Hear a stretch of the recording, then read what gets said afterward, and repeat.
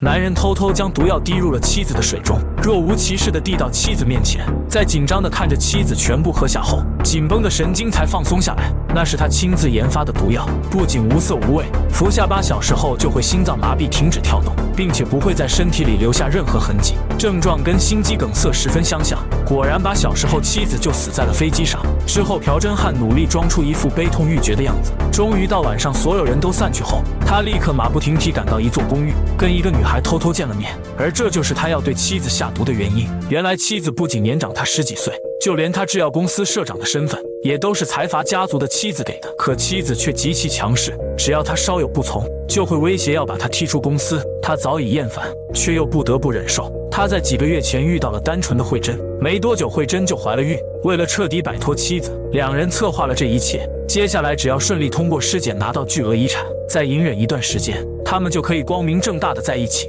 可就在这时，真汉却接到了警方的电话。就在刚才，他妻子的尸体竟然从停尸房失踪了。听到这个消息，两人瞬间就慌了。真汉忙穿起衣服就要赶去查看，而慧珍却总觉得事情有些不对，为何偏偏在此时出了岔子？可真汉却说，如果自己不配合调查，才会更加引起别人的怀疑。临走前，他还拿出几片药装进口袋。赶到检尸院后，他肉眼可见的慌乱，好在他人看来，这都是对妻子的担心。接着他才得知，半小时前他们接到检尸院保安的报案，说这里丢了一具尸体。事发前他正在独自值班，突然整栋楼都停了电，紧接着停尸房就传来响动。他忙跟着声音去查看，却发现一个停尸柜被打开，里边的尸体也不翼而飞。就在他四处查看时，一个黑影从他身后闪过，他忙追了过去，却在走廊尽头发现一个躺着的女人。这一幕吓坏了男人，他忙拔腿就跑，却发现门被锁死。就在他惊慌失措时，被那个黑影砸昏了过去。可怪异的是，监控室的门锁被人动了手脚，无法进入。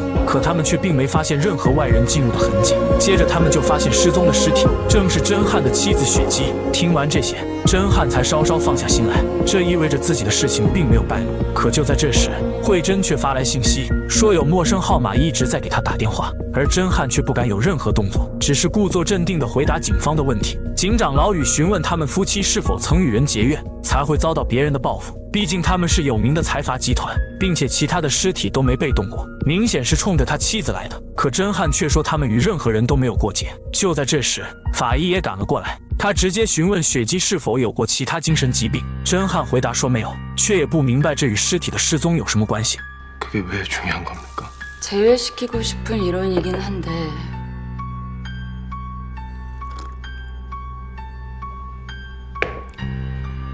혹시 카탈렙시라고 들어보셨어요? 카탈 뭐? 그러니까 서리가 죽지 않았다는 거예요? 原来曾有过在僵化状态下被误判死亡的案例，可老宇却觉得这是无稽之谈。就算有这种可能，那醒来的雪姬为何要袭击保安，又偷偷离开？显然尸体是被人偷走的。而能说通这种情况的一种可能就是，雪姬并非死于心肌梗塞，而是死于他杀。有人担心尸检后发现她的真正死因，才偷走尸体毁掉证据。而按照受益人规则，显然真汉有着不小的嫌疑。随即便询问在尸体丢失的那段时间他在哪里。他立刻从口袋里掏出药品，说那时自己正在药店。可他故作镇定的样子，似乎还是被老宇看穿。慌乱之下，他干脆给自己的律师打了电话，并表示之后不会回答他们的任何问题。无奈他们只能在门外等待。可没过多久，整栋楼却再次停了电。诡异的事情也开始发生，身后的停尸柜门竟自己打开，而里边莫名多了个铁盒。真汉忙过去查看，铁盒里装的是妻子生前的一些物品。紧接着他就被角落里的东西吓丢了魂。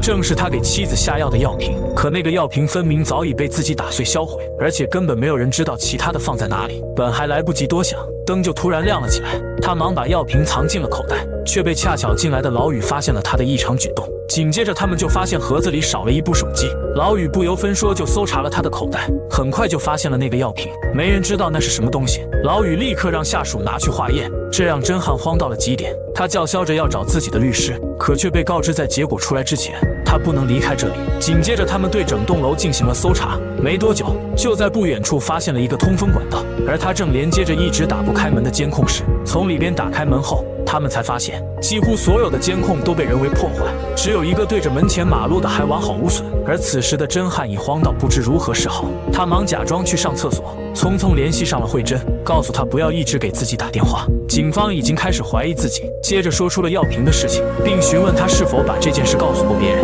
慧珍十分肯定地否认，而惊慌中诡异的事情也开始发生。 말도 안 돼. 절대 그럴 리가 없어. TH 신문에 대해서 아무도 모르고. 刚关上的窗户，下一秒就打开，窗口还多了一封邀请函。一瞬间，甄汉整个头皮都麻了。这正是他之前收到过的邀请函。那天他原本答应与妻子共进晚餐，却偷偷跑去与慧珍见面。回到家后，那封邀请函就摆在桌上，而妻子也开始追问他去了哪里。在他随便编造了几个借口后，妻子什么都没说，却反手就说要停了他的实验项目，然后脸色变得难以捉摸。 자긴 날 떠날 수 없다는 거 알지?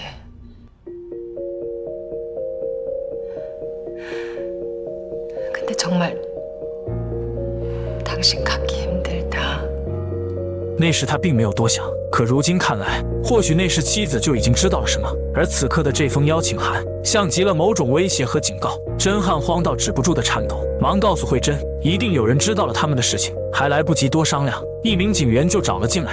老宇给他看了唯一的监控，整晚都只有他和警方的车曾出现在录像中，这更加重了他的嫌疑。可就在甄汉一抬头的瞬间，却被电子表显示的时间吓丢了魂。 2007년 7월 20일? 타이어 고장났네?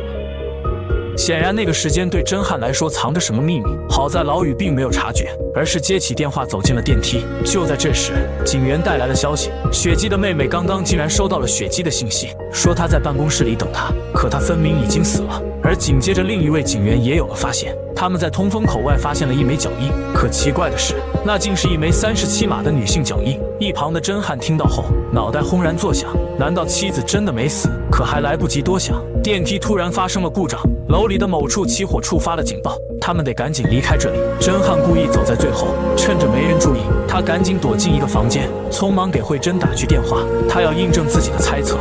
아까 걸려온 전화 그 번호가 어떻게 되지? 4104였던 것 같아. 근데 그건 왜요? 그 번호 윤설이잖아요.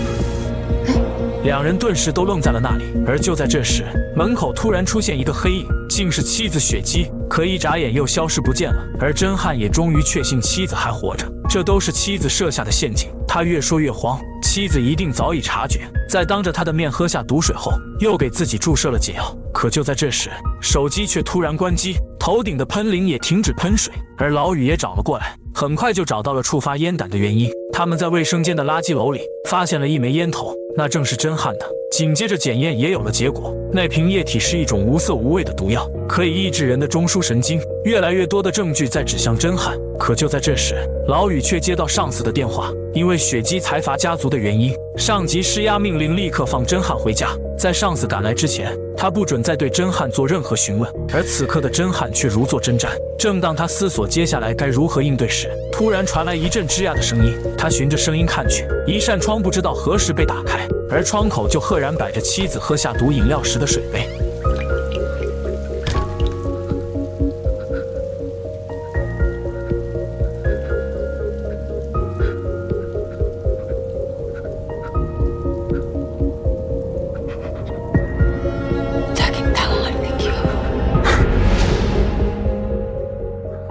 从惊吓里缓过神来的甄汉缓缓起身，身后突然响起了一阵手机铃声，来自另一间停尸房。他突然看到门外有个人影，可当他追过去后，却发现门已被锁死，而那人早已消失得无影无踪。铃声是从一个果实袋里传来的，紧接着甄汉就在里边发现了一部手机，而诡异的是，上边竟显示是妻子打来的电话。他颤抖着接了起来，可对方却又立刻挂断。他赶紧拨了回去，却再也无人接听。没多久后，警局上司赶了过来。甄汉原本以为自己马上就可以离开，却不曾想情况发生了变化。原来他们刚发现了新的证据。就在警员赶到雪姬办公室时，那里并没有任何人，却在地上摆着一个寄给雪姬的包裹。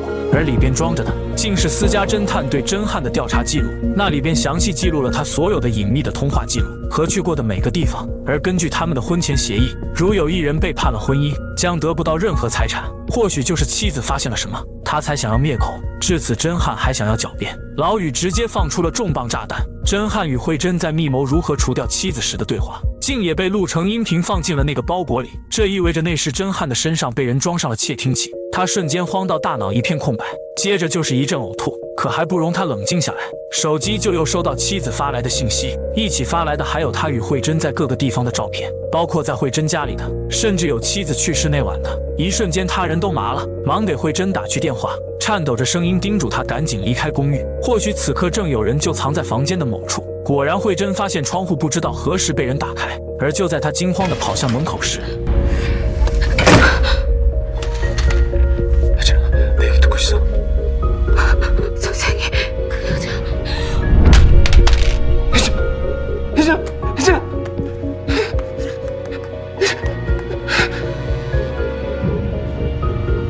至此，真汉彻底失去理智，他已顾不得许多，慌慌张张找到老宇，说自己要立刻离开。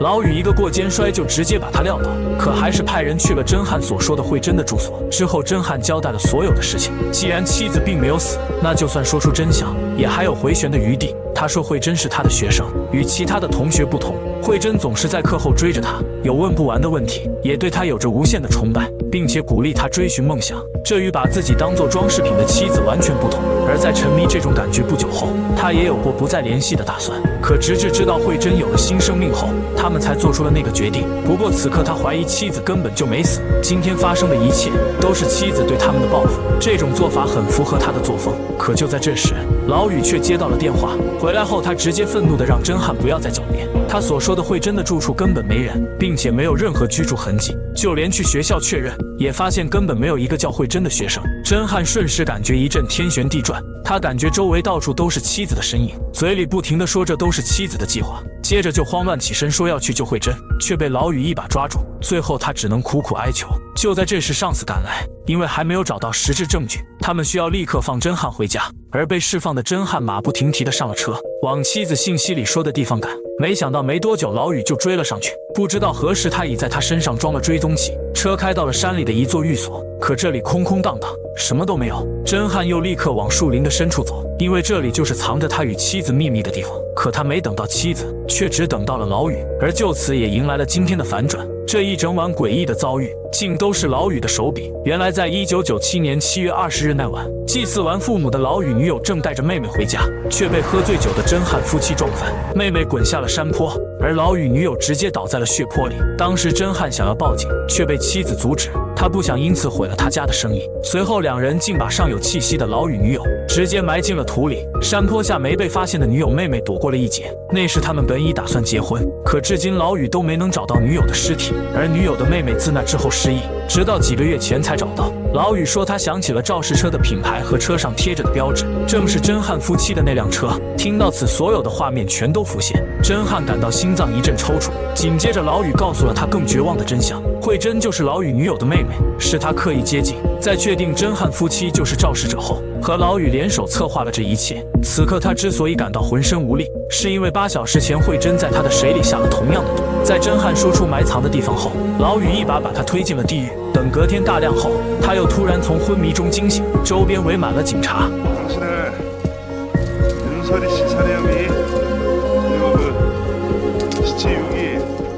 而他妻子的尸体就在一旁的坑里。原来老宇并没有真的要他死，在他昏迷后又给他注射了解药。之后他从真汉指的方向挖出了女友的骸骨，又把血迹的尸体放了进去。在做好这一切后，他通知了警局。纵然他对真汉恨之入骨，但终究是没让自己做杀人的刽子手。